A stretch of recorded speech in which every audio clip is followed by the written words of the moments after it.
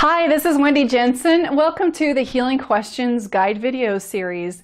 This video is going to be on Alzheimer's. So you can find my book, The Healing Questions Guide, at my website, wendyjensen.com, or you can go to Amazon and get it there. But it's a 500-page encyclopedia of symptoms, and under each symptom you're going to find relevant questions to ask the mind to unlock healing in the body, to activate healing in the body. And I'm going to explain kind of how that works, and we're just going to look up and focus on Alzheimer's disease right now. So under Alzheimer's, there you'll find 6 different questions. The first question is, what part of life do I no longer want to see or know about? Now again, as we get older, there are parts of life that we're seeing rapid progressive change, especially recently.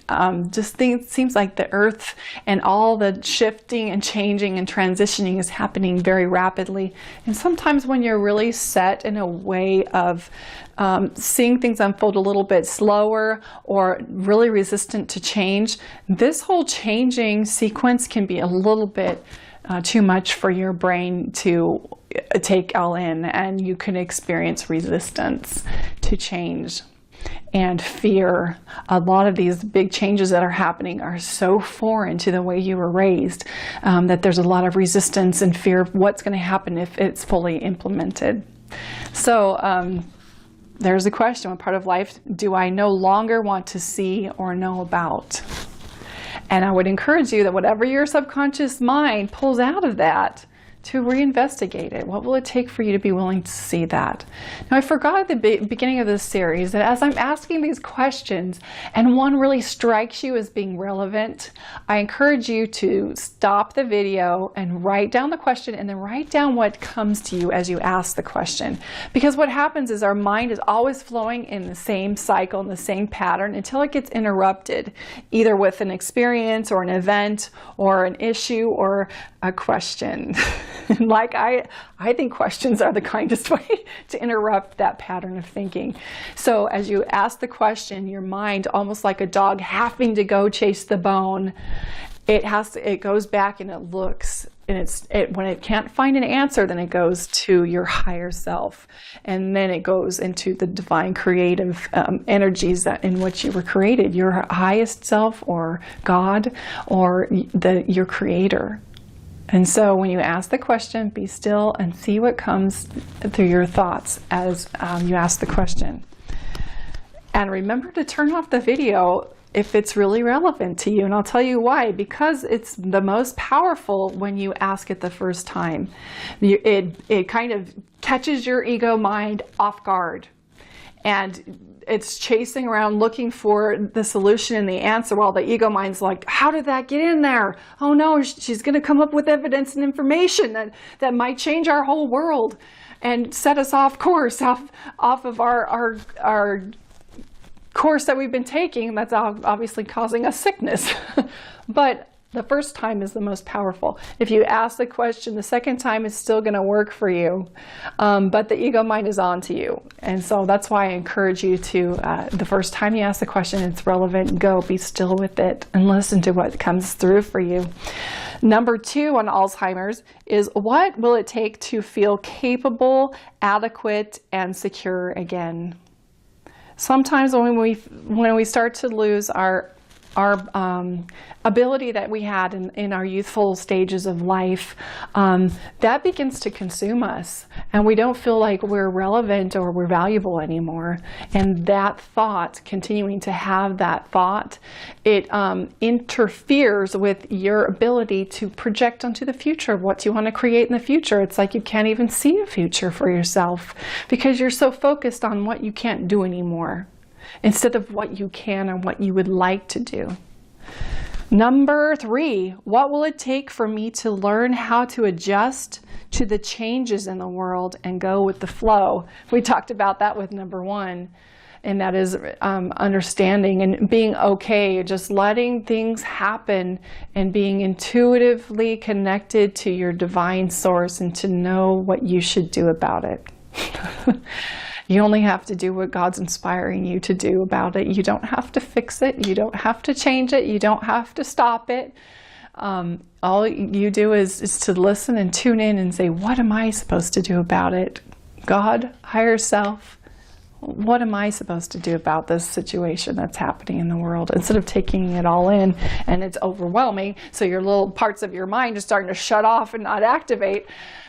So I'm not telling you not to do whatever your traditional method is. You know, if you're going to a doctor and you're taking medication or you're going whatever route to help address the Alzheimer's, I'm not saying to not incorporate that.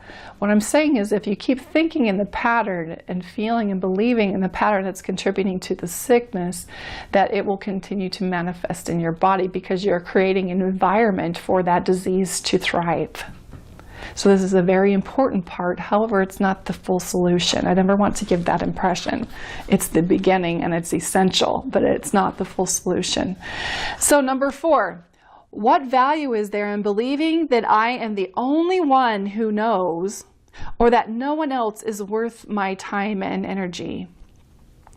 So that is something that happens when we get older. We think that we know everything and we don't want to be bothered by everybody else's nonsense. And unfortunately, with that state of mind, we can no longer expand our consciousness. It becomes stale and stagnant when we believe that there's nothing more we have to learn and that other people are not qualified to teach us, and we think that we know it all. Then we have basically shut down our brain's ability to expand its awareness. There are so many things that you don't know, that we can't know everything. And so start wondering, what else could I know?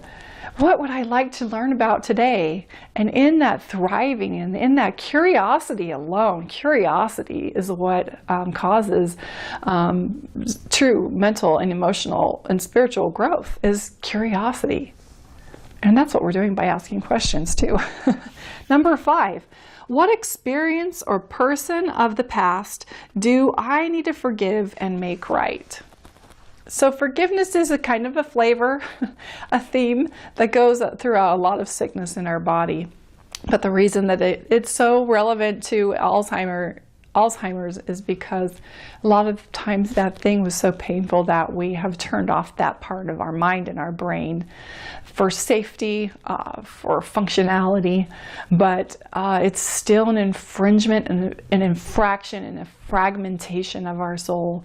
And so as we go into our winter years and there's still people in there that, and events and experiences in there that have not had the treatment and application of forgiveness yet, then our mind learns how to forget many things, because especially the painful things and anything that makes us uncomfortable, it becomes a mechanism that our mind is like, oh, this is working for me, but in actuality it's not working for you at all. So number 6, and the last one in this series, what nutrition does my brain need to function optimally? This is an important thing.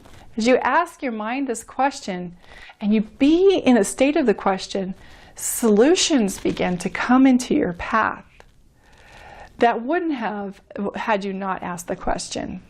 So as far as Alzheimer's and mental illness and our mental health, a lot of it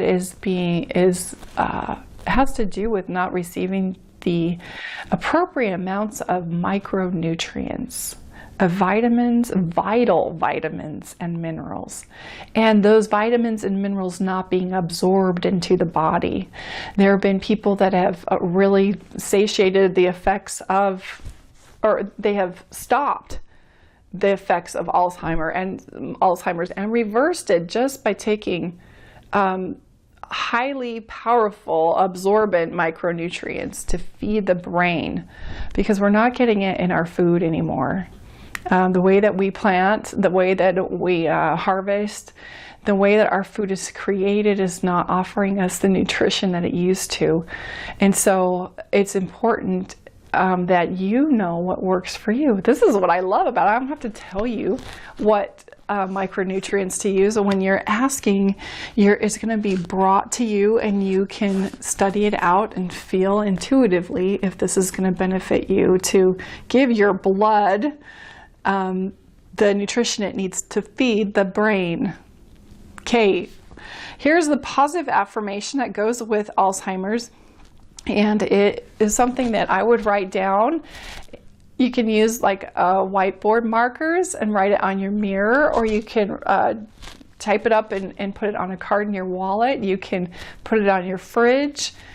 But it's kind of like a treatment, a reversal of the thought patterns that have contributed to the Alzheimer's. So it's like a prescription, if you will. I choose to reawaken to my life. I gracefully go with the flow. I perceive others with wisdom, not judgment. I enjoy life and all its beauty and variety. So basically, it's a call for you to reawaken to this beautiful opportunity that we have here on earth, and to reconsider everything that you've ever thought, and to be in a state of wonder and curiosity and excitement about where you are today, right now, without any fear of the future. I hope you've enjoyed this series on Alzheimer's. Again, you can go to my website on wendyjensen.com and get my book, The Healing Questions Guide, relevant questions to ask the mind to activate healing in the body. You could also get it on Amazon. Have a beautiful life.